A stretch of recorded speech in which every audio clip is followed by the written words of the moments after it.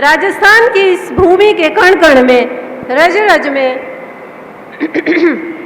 अनेक वीरों के पराक्रम की रक्त रंजित गाथाएं भरी हुई हैं और अनेक महापुरुषों की चरण धूलि से पवित्र होने वाले संस्कार धनी की ये धरती अनेक महापुरुषों की जन्मदात्री रही है, अनेक देवियों की जन्मदात्री रही है, अनेक संतों की जन्मदात्री रही है। ये मीरा की कर्म भूमि है, यह कर्मा की भूमि है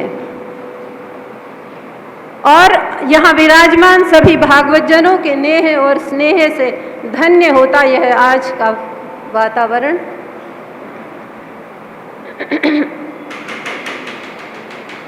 शरणागति के भाव से पूरित, सर्वस्व को अर्पण करने की भावना से आह्लादित यहाँ पधारे सभी मातृशक्तियों को मैं नमन करती हूँ और विशेष रूप से श्रीमान लखावत साहब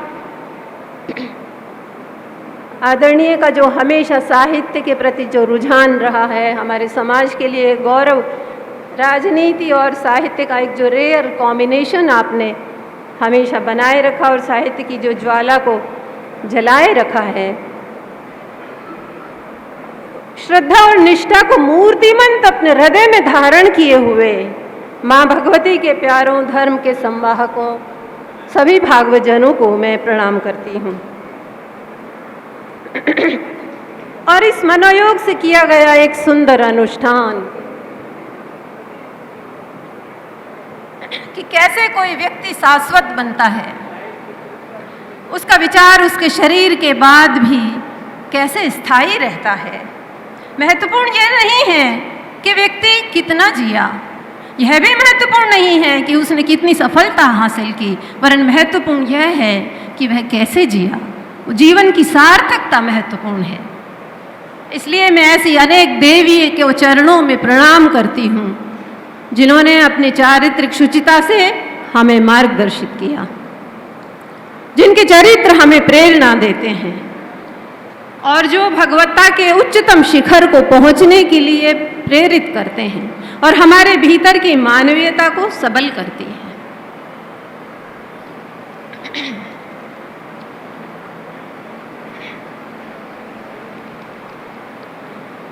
आदरणीय दादी साहब समानबाई का व्यक्तित्व भी उन्हीं में से एक था, जिनसे मान्यताएं प्राण पाती हैं, जिनसे परंपराएं प्रबल होती हैं और जो आने वाली संतति के लिए पाथेय बन जाते हैं, जिनके चरणों का अनुगमन करना समाज का सौभाग्य बन जाता है, जो सृष्टि नहीं है, एक व्यष्टि नहीं है, समष्टि हो जाते हैं और हमारी संपूर्ण संतति के लिए जो पाथेय का काम कर सकते हैं। सामाजिक संदर्भों में, धार्मिक संदर्भों में जो अपनी भूमिका अपनी पवित्रता के साथ, बहुत शुचिता के साथ स्थापित करते हैं। तो समानबाई के जीवन की घटनाओं को समेकित करना कुछ शब्दों में यहाँ बहुत मुश्किल है, क्योंकि उनका प्रत्येक हर एक घटना उनकी अलौकिक थी, उनका प्रत्येक क्रियाकलाप स्तंभित करने वाला था, उनका प्रत्येक वार्तालाप दैवीय था, उनका प्रत्येक शब्द मांत्रिक था, उनकी हर एक घटना दैवीय थी। मेरे बचपन में उनकी बहुत चर्चाएं हुआ करती थी। मेरी माँ बताते थे कि शायद ही कोई जीवन में उनके कोई दिन ऐसा गया हो कि उनकी चर्चाएं नहीं हुई हों, तो हमारा घर आंगन दैवीय चर्चाओं का स्थल बन गया था। वे प्रतिदिन सुबह उठकर एक रचना बनाकर कृष्ण को अर्पित कर दिनचर्या प्रारंभ करती थी और दिन भर वो इसी प्रकार के कार्य करती थी। उन्होंने जीवन में और दूसरा कोई कार्य नहीं करा। एक व्यक्ति उनकी रचनाएं लिखने के लिए रहता था और एक व्यक्ति उनको रामायण भागवत कथा सुनाने के लिए संपूर्ण दिन में रहता था। ईश्वर को आलंबन मानकर उन्होंने जो रचनाएं लिखी वो राजस्थानी साहित्य की बहुत ही श्रेष्ठ रचनाएं हैं। शत्रुन के घर शयन करो, शमशान के बीच लगाए ले डेरो। चाहे आप शत्रुओं के बीच रहें, मत गयंदन छेर करो, भले पन्नग के घर में पग गेरो। भले सांप के घर में भी अपन पैर रखें। सिंह हकारी के धीर गहो, नृप सम्मुख वारी के न्यारे नवेरो। और जानकी नाथ सहाय करे तब कौन बिगाड़ करे नर तेरो। इस भाव के और इस जो अंतिम पंक्ति के अनेकों रचनाएं हैं। वो प्रतिदिन दिन भर इसी प्रकार का कार्य करते थे, लेकिन बहुत दुख की बात है कि उनकी रचनाएं विलुप्त हो गईं और प्राप्त रचनाएं मात्र उनकी कुल रचनाओं का एक अंश मात्र है और राजस्थानी साहित्य की बहुत महत्वपूर्ण भाग लगभग जो है समाप्त हो गया। एक विशेष बात, उनके पति पत्नी के जो संबंध थे वो एक समाज के लिए अनूठी मिसाल थे। सामान्य गृहस्थ का कोई कार्य नहीं करने के बाद भी उनमें बहुत अत्यधिक स्नेह था। उन्होंने पति की प्रशंसा में पति शतक की रचना करी, जो कि राजस्थानी साहित्य में एक अनूठी मिसाल है। मैं हमेशा सुनाया करती हूँ, लेकिन अभी भी मैं उन शब्दों को आपके सामने रिपीट करना उचित समझूंगी कि गंगाधर नाम सो तो गंगा ना ही नैन देखी। नाम तो गंगाधर रख दिया, लेकिन उन्होंने गंगा को कभी आंखों से ही नहीं देखा। और लक्ष्मीधर नाम जा तो कोड़ी ना है रिद्ध की। नाम लक्ष्मीधर है और पैसा एक भी नहीं है। विद्याधर नाम सो तो कक्के को न जाने अंक, और नैन सुख नाम सो तो बालवेश अंध है। सदा सुख नाम ताके सुख को न लेश कभू, चिरंजी तरुण मुओ हुओ ना ही वृद्ध है। जेते नाम देखे सुने सब विपरीत रीत, जैसो नाम तैसो गुण पति में प्रसिद्ध है। सिर्फ मेरे पति ही ऐसे हैं जो कि उनमें नाम के अनुरूप राम दयाल, चूंकि उनका नाम था, तो वो उनमें राम तो स्वयं ही दयालु होते हैं, लेकिन वो दया के समेत राम कहत समान ये तो दया के समेत राम, कोरो राम हो तो ये जीव कौन थाम तो। और आपके सामने दो, राम ने चढ़ाए के आकाश ते गिराए गई। उन्होंने भगवान को उलाहना दिया। उपालंब का साहित्य है, बहुत अनूठा साहित्य है अपने आप में, कि वो भगवान से कहते हैं कि खील खील होने का किया था काम मैंने, तो जैसे ऊपर से आकाश से गिर जाए ऐसा काम मैंने किया था।